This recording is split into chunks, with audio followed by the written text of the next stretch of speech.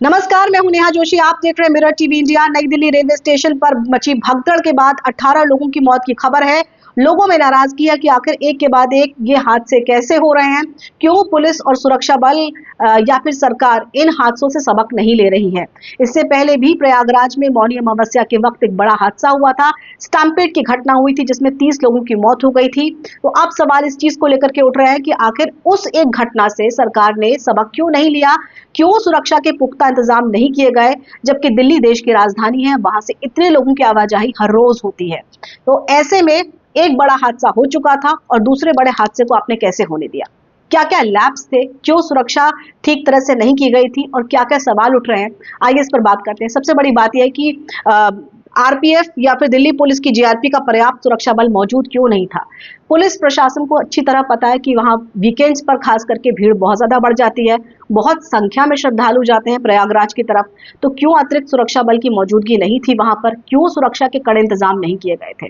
प्रवेश द्वार यानी कि एंट्री गेट को बंद क्यों नहीं किया गया। जब आपने देखा कि इतनी संख्या में भीड़ बढ़ रही है, लगातार लोग आते चले जा रहे हैं, तो आपने एंट्री गेट को बंद क्यों नहीं किया। यही सेम लगभग ऐसी ही कंडीशन थी जब महाकुंभ में जब यह हादसा हुआ था, तब भी प्रवेश द्वार बंद नहीं किए गए थे और एक के बाद एक लोग संगम में भीड़ बढ़ा रहे थे।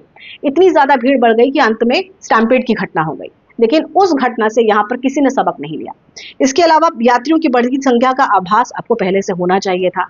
आपको पता है कि हर रोज इतनी संख्या में लोग जा रहे हैं, आ रहे हैं, और उसके अलावा वीकेंड है, महाकुंभ समाप्ति की तरफ है, तो आपने अतिरिक्त सुरक्षा बल क्यों तैनात नहीं किया।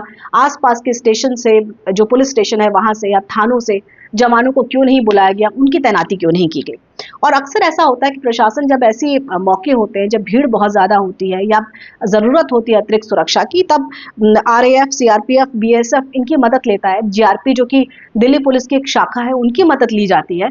फिर ऐसे इंतजाम क्यों नहीं किए गए, क्यों नहीं सोचा कि इस तरह की भी कोई घटना हो सकती है, कोई बड़ा हादसा हो सकता है, जबकि पहले कुछ दिन पहले ही एक बड़ा हादसा हुआ है। तो देश की राजधानी में जो प्रमुख स्थान है, जैसे कि रेलवे स्टेशन, एयरपोर्ट या बस अड्डे, वहां पर अतिरिक्त सुरक्षा बल की तैनाती आखिर क्यों नहीं की। इसके अलावा इतनी बड़ी संख्या में लोग आ रहे थे, आपने शाम से देखा कि भीड़ लगातार बढ़ती जा रही है, ना तो आपने अतिरिक्त सुरक्षा बल बुलाया, ना आपने प्रवेश द्वार बंद किए। यानी कुल मिलाकर पूरी तरह से ये जो घटना हुई है, उस तरह से प्रशासन के लैप्स की वजह से हुई है, पूरी तरह से लापरवाही रही है। दिशा निर्देश किसी तरह के नहीं जारी किए गए, कोई अनाउंसमेंट नहीं की गई माइक से। जब आपने देखा कि भीड़ लगातार बढ़ रही है, आप अनाउंसमेंट कर सकते थे कि इस तरह की घटना हो सकती है, स्टैम्पेड हो सकता है, आप लोग प्रवेश द्वार के पास ही खड़े रहे या यहाँ से पीछे चले जाएं। ऐसा कोई अनाउंसमेंट नहीं किया गया। तो बताया ये जा रहा है कि प्रयागराज एक्सप्रेस और प्रयागराज स्पेशल 2 ट्रेनें थी जो कि अलग अलग प्लेटफॉर्म नंबर पर खड़ी थी। इनको लेकर के कंफ्यूजन हुआ। असमंजस की स्थिति में यात्री उस ट्रेन की तरफ भागे जहां पहले से ही कुछ यात्री मौजूद थे और बड़ी संख्या में और यात्रियों के पहुंचने से भगदड़ मच गई, स्टैम्पेड हो गया और एक और बड़ी घटना हो गई। सवाल ये कि हम और आप बैठकर जब सोच सकते हैं कि आखिर इंतजामों में कमी क्या थी, तो पुलिस प्रशासन क्यों नहीं सोच पा रहा और कब तक एक के बाद एक घटनाएं होंगी। इसी के साथ यहाँ बस इतना ही। नमस्कार।